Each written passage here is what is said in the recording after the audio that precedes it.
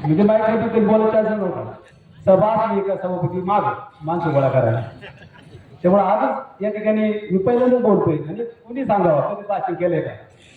त्याचं करण्याचं कारण असे की सकाळी सभा झाली, आम्ही तर नव्हतोच, आम्ही सरळ आमचा दौरा चालला होता.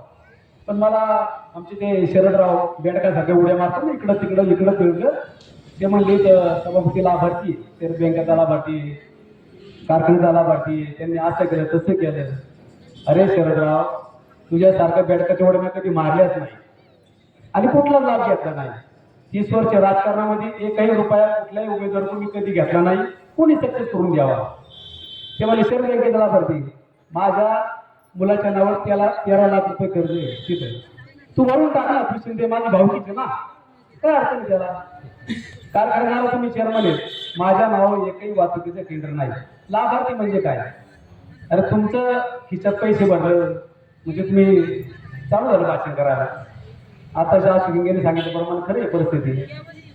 शाश्वत विकास मी कालच सांगितलं, मला ते आठवलं की वळसे पाटील साहेबांनी आमचे दिनेश तानाजी टेम्पल सरपंच असताना हे इंजिनिअरिंग कॉलेजचा ठराव रात्रीचा दिल्लीला त्या ठिकाणी आम्ही पोच केला. आणखी कॉलेज मंजूर झालं, पॉलिटेक्निक झालं, ती इमारत झालं, मग मंदिराचा एक सभामंडप झाला. हा विकास नाही. तिकडं कॉलेज उभं राहिलं, मुलं भरपूर यायला लागली. यांनी स्वतःच होते 150 लोकांचं त्या ठिकाणी बांधलं. तिथे 150 लोकांची मेस चालू केली. मग 15 वर्ष तुम्ही एवढा लाभ घेतला साहेबाच्या एका नेतृत्वाखाली, तुम्हाला तो शाश्वत विकास नाही वाटला. सगळीकडं रस्ते पाणी सगळ्या बाबतीत त्या ठिकाणी वाडी वस्तीवर आमची कामं पूर्ण झाले. आता रस्ता केला त्याला खड्डा पाडणार, तर तुमचं एखादं काम दाखवा आम्ही ते केले. शाळा बांधली म्हणले त्यांनी 50 लाख रुपये म्हणजे 1 कोटी रुपये. आम्हीच होतो ना ती इमारत बांधताना सगळं हिशोब. मी त्या स्थानिक कमिटीच्या ठिकाणी होतो. त्या टायमाला 1200 मुलं होती. तुम्ही आता 300-350 मुलं आली. ते 11-12 सायन्स काढलं, ते स्कूल पण पडलं. मी कसं तेच सांगितलं की एखादा कार्यकर्त्याने एखादं काम करत असताना त्याला गावाचा पाठिंबा लागतो, गाव त्याच्या पाठिंबा उभं राहावं लागतं. तेव्हा ती संस्था कुठली जाती स्वतः एकेरी ओढून किंवा मला सगळं करते मला गावचं पाटील व्हायचंय. गावचं पाटील होणं एवढं सोपं नाहीये, त्याला लय कष्ट करावं लागतात. मी या ठिकाणी एकच सांगतो, शरदराव तुम्ही जे काय चालवता ना माई सेवा केंद्र, तुम्ही जातीचे दाखले काढले, लोकांना किती ठिकाणी फसवलंय.